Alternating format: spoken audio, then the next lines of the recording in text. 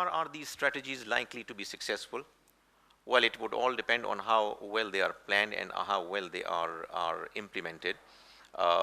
The three strategies taken together are very likely to cause change and improvement to take place gradually, but most certainly the prospects are quite promising, provided if we do our task in the right manner, intelligently. A blend of all these three strategies is desirable. Any one of them to the exclusion of others may not be very effective and successful. What religious arguments could be presented to discourage democracy and governance? Because there are quite a few obstacles that are observed while we do the task of promoting the cause of democracy and good governance. Well, one argument which is normally presented is that Islam stands for good dictatorship. It can be shown historically, as they say, that good Muslim rulers were pious dictators.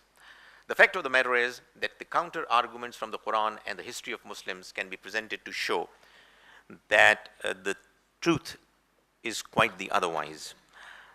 Western democracy most certainly is a new concept, but Islam has always stood for consultation and decisions based on consultation, which is something that we can prove from within the text of the Quran, as well as from the example of the Prophet, may Allah's mercy be on him, and his followers. So although there are arguments presented to stall democracy from an Islamic point of view, there are counter arguments which are equally convincing, in fact more convincing, and therefore the task of putting across those arguments properly and effectively has to be undertaken. In order to discourage the ideas of good governance, good governance and similar concepts, it is said, are a Western conspiracy to influence Muslim societies. Islam is a complete code of life, and Muslims don't need foreign advice, and they should stick to whatever has been given to them by their own tradition. Well, in order for this to be properly tackled, for counter-argument, it needs to be shown that these ideals are very much Islamic ideals, Islamic concepts, and that taking good advice is very much an Islamic approach. Islam does not stop us from getting good advice and good ideas from others.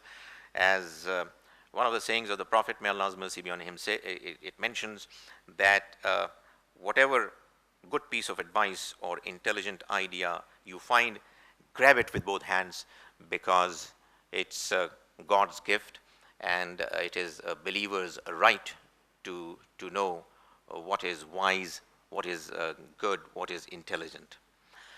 What obstacles other than religious arguments prevent Muslim religious leaders from adopting a positive role?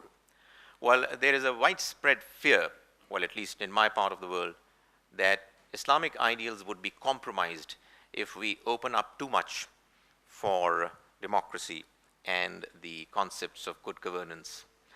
There is a fear that we will forsake the path of the elders if we are going to change our ideas and welcome the concepts coming from other societies, other cultures.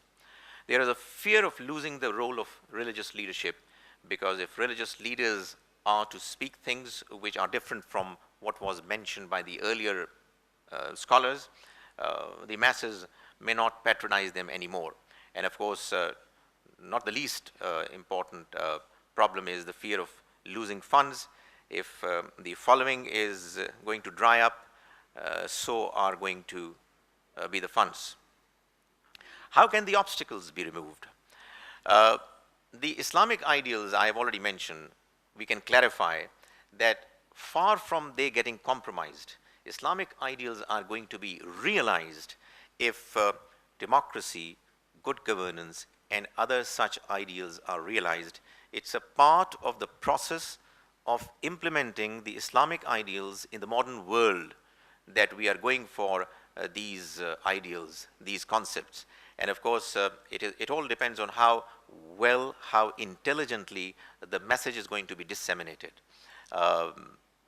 As far as the case of forsaking the elders are concerned, it needs to be emphasized that the ideals of the rightly guided elders are getting achieved and are in no way threatened when we are welcoming democracy and good governance. Again, of course, the perception that anything new is bad and wrong and should be rejected is what needs to be corrected. Losing the role of leadership in the society, well, intelligent and gradual transformation will make masses appreciative of the reform process and would support Muslim religious leaders. This fear is again not very sound and is not really something that is real. When the Muslim religious leaders are going to take a lead in enabling the masses to embrace the ideals of development, the masses are going to support them. In actual fact, they are going to strengthen their leadership role rather than jeopardizing and weakening it. And as far as the fear of losing funds is concerned, most certainly all people who are interested in ensuring that these ideals are to become more popular, then the traditional sponsors, even if they withdraw their support to the religious leaders who are encouraging democracy and good governance, the flow of funds should be ensured from sources elsewhere. To conclude what I'm saying and what I've tried to say is that in order to ensure that Muslim religious leaders play a positive role in promoting democracy and good governance in Muslim societies, it would be useful to know what gives them influence over the common man and how is that influence exercised. While their contact with the common man is based on various media of communication that are available at their disposal, their influence comes from the fact that they are seen as the custodians of faith.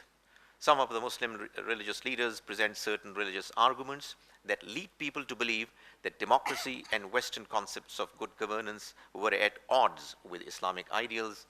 Moreover, Muslim religious leaders have certain apprehensions that prevent them from embracing the apparently new ideas. There are counter-arguments that can be presented to effectively show that democracy and good governance are Islamic ideals as well.